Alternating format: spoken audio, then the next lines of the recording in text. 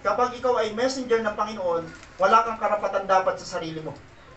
Sino may karapatan? Yung Diyos na nag-utos sa iyo.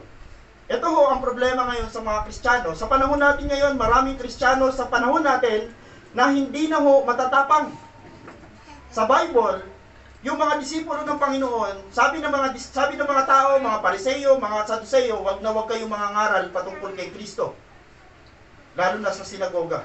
Pero anong ginawa nila?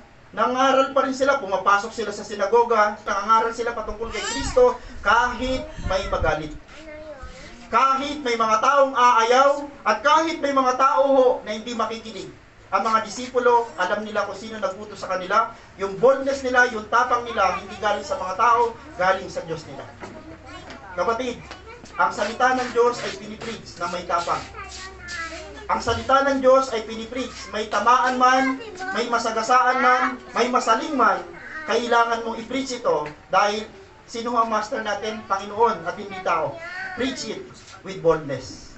Kung ang isang simbahan nangangaral ng pastor, masaktan ka man o hindi, magalit ka man o hindi, pumunta ka dun sa simbahan na yon dahil yung simbahan na yon, ang pastor, ang totoong pastor ng simbahan na yon ay yung Diyos. Kasi yung pastor wala ding magagawa kundi sumunod lang sa pinasasabi ng Diyos. Amen no? Bihira na ngayon ang mga tao kung nagsasabi ng totoo dahil ayaw nila makasakit ng puso ng isang tao.